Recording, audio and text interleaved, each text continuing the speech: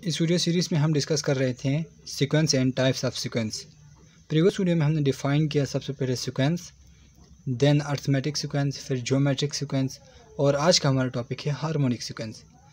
तो हम डिफ़ाइन करेंगे हार्मोनिक सीक्वेंस को और एक एग्जांपल के ज़रिए हम हार्मोनिक सीक्वेंस को आज समझ लेंगे ये होता क्या है।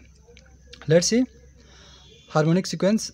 A sequence of a number is said to be harmonic sequence if the reciprocals of all elements of the sequence form an arithmetic sequence।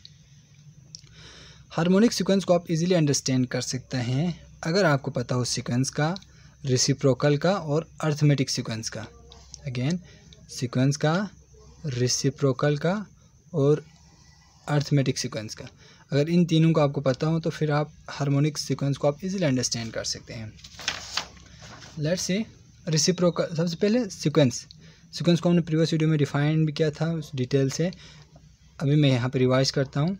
Sequence वो सेट ऑफ नंबर होता है जिसके जो टर्म्स होते हैं वो एक प्रॉपर पैटर्न के तहत बनते जाते हैं। वो कहते हैं प्रॉपर ऑर्डर फॉलो करता है वो जो एलिमेंट्स हैं। अब इसमें देखो डिनोमिनेटर में अगर मैं 3 ऐड करूँ तो क्या बनेगा, 7 बनेगा। 7 में 3 ऐड करूँ तो क्या बनेगा, 10 बनेगा। 10 में 3 ऐड करूँ तो क्या बनेगा, 13 बनेगा। 13 में 3 ऐड करूँ तो क्या बनेगा, 16 बनेगा। एक तरतीब के तहत इसके पैटर्न्स बनते जा रहे हैं। That's why this set is known as sequence. Reciprocal का मतलब होता है, फॉर एग्जांपल अगर मैं ए लिखूँ, ए का रेसिप्रोकल क्या होगा, 1/a होगा। राइट, इसका रेसिप्रोकल क्या होगा, 1/a होगा। अगर मैं ले लूँ 1/n, 1/n का रेसिप्रोकल क्या होगा, n होगा। 1/n का रेसिप्रोकल n क्यों होगा, इसको हम थोड़ा सा एक्सप्लेन करते हैं। 1/n का रेसिप्रोकल का मतलब होता है किसी चीज़ को 1 आवर से डिवाइडेड करना। तो 1/n तो यहाँ से लिखा, और जब रेसिप्रोकल लेते हैं तो हम 1 से उसको डिवाइडेड करते हैं। 1 से जब डिवाइडेड करते हैं तो it's mean this is reciprocal.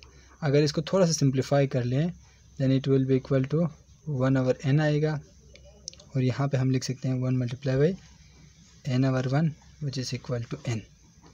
1 के साथ कैंसिल या n आप कह सकते हैं, कैंसिल करने की ज़रूरत नहीं है। अरिथमेटिक सीक्वेंस वो सीक्वेंस है जिसमें जो टर्म्स होते हैं, एग्जांपल से आप देखें, अरिथमेटिक सीक्वेंस वो सीक्वेंस है अगर कंसेक्यूटिव दो टर्म्स के दरमियान कंसेक्यूटिव टू टर्म्स को हम डिफरेंस ले लें, कंसेक्यूटिव टू टर्म्स का हम डिफरेंस ले लें।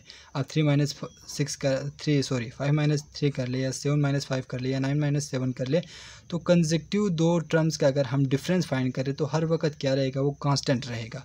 अब इसमें देखो ये अरिथमेटिक सीक्वेंस है बिकॉज जब हम 5 - 3 करते हैं तब भी 2 आ रहे, 7 - 5 करते हैं तब भी 2 आ रहे, 9 - 7 करें तब भी 2 आ रहे, तो एक कांस्टेंट ही रहेगा। अगर कांस्टेंट हो डिफरेंस तो फिर हम उस सीक्वेंस को कहेंगे अरिथमेटिक सीक्वेंस। यहाँ पे आप देखें, a sequence of a number is said to be harmonic sequence, यानी उस सीक्वेंस को हम हार्मोनिक सीक्वेंस कहेंगे। कौन से सीक्वेंस को, अब आगे कंडीशन बताया है इसने, उस सीक्वेंस को हम हार्मोनिक सीक्वेंस कह सकते हैं। तो ये सीक्वेंस है, हमने बताया कि इसमें 3 ऐड कर ले तो 7 बनता है। एक प्रॉपर पैटर्न के तहत ये जो टर्म्स बनते जा रहे हैं, तो एक सीक्वेंस तो है। अब हम चेक करते हैं हार्मोनिक सीक्वेंस है या नहीं है। If the reciprocal of all element of this sequence form an arithmetic sequence.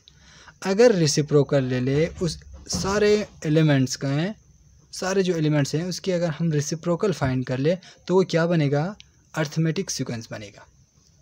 अगर इसका रेसिप्रोकल फाइंड करें तो क्या बनेगा, अरिथमेटिक सीक्वेंस बने, फिर हम कहेंगे हार्मोनिक सीक्वेंस।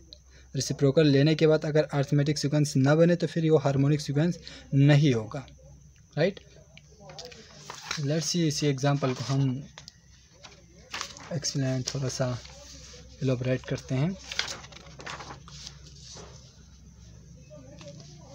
अगर इसी का रेसिप्रोकल फाइंड करें इसके एग्जांपल में, तो इसका रेसिप्रोकल क्या बनेगा, 4, 7, 10, 13, 16 and up to so on.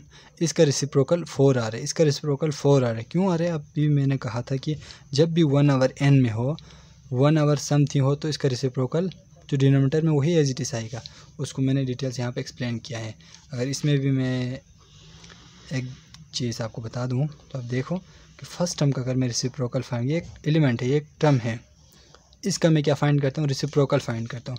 तो इसका रेसिप्रोकल क्या होगा, 1/4 होगा, 1/1/4 होगा।